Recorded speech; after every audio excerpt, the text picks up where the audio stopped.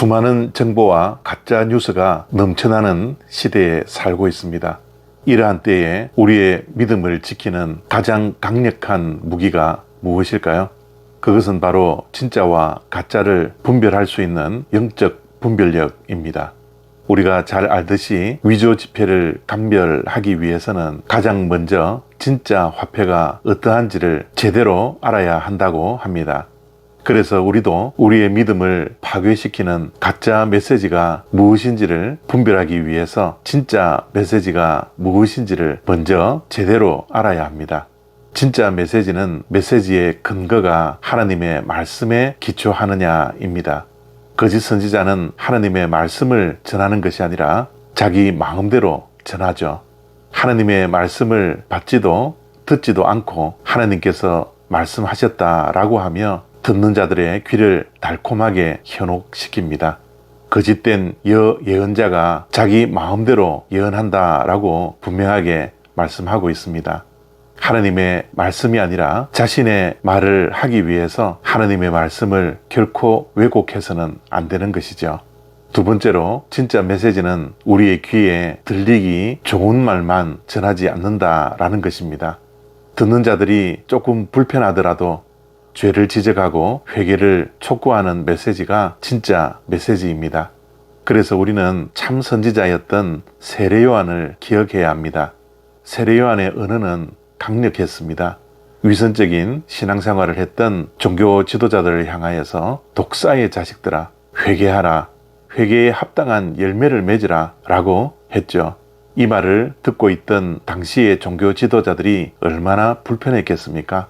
그럼에도 불구하고 세례 요한은 그들의 귀를 즐겁게 하지 않았습니다. 그들에게 괜찮다, 계속 그렇게 살아라, 안전하다 그런 달콤한 말을 하지 않았습니다. 불편할 정도로 죄를 지적하며 회개를 결단하게 하는 진짜 메시지를 전했던 것입니다.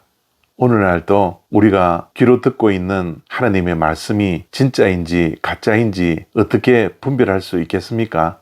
말씀을 전하는 자의 유익이 아니라 하나님 나라의 유익이 되는 하나님의 마음을 전하는 말씀을 우리는 귀담아 들어야 합니다.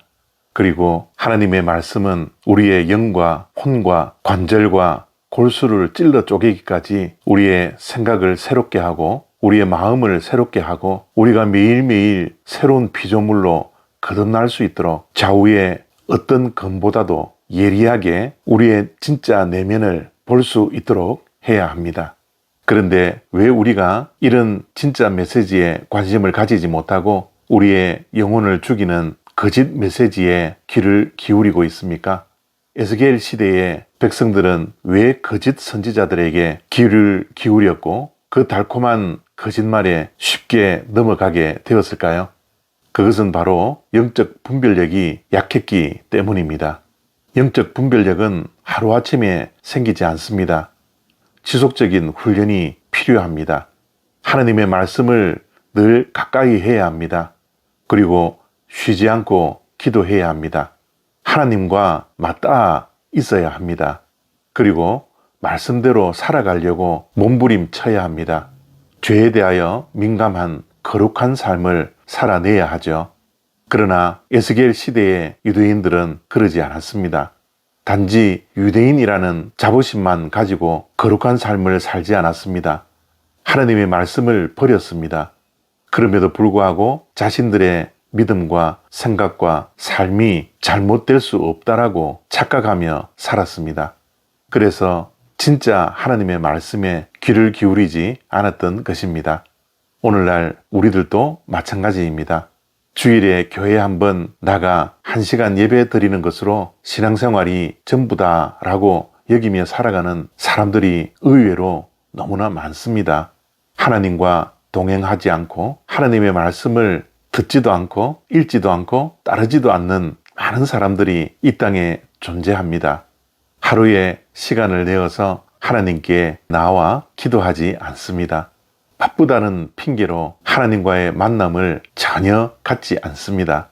진리의 말씀대로 살아야 하는데 자신의 소견에 옳은 대로만 살아갈 뿐입니다. 겉보기는 교회에 다니며 신앙생활 하는 것 같지만 우리의 속은 진짜 그리스도인으로서 살아가지 못하는 것들이 가득 차 있습니다. 오직 물질적인 풍요에만 관심이 있고 자신의 유익에만 관심이 있고 교회를 가도 위로만 받기를 원하며 죄에 대한 회개와 자기 성찰에는 관심이 없는 것이 이 시대 크리스찬들의 진정한 모습이지 않습니까? 에스겔서의 말씀은 단순히 과거에 대한 이야기가 아닙니다. 달콤한 거짓말은 현실의 고통과 죄책감을 회피하고 귀에 듣기 좋은 말만 관심을 가져서 그러한 말씀만이 우리의 마음에 파고듭니다. 그러나 이제는 우리가 듣기 좋은 말만 아니라 때로는 불편하더라도 때로는 말씀을 듣고 힘들더라도 참된 말씀을 붙들기로 날마다 결단해야 합니다. 이렇게 할 때 우리의 영적인 분별력이 우리의 삶 속에 자리를 잡고 우리를 무너뜨리는 거짓에서 우리의 믿음을 굳건하게 지킬 수 있을 것입니다.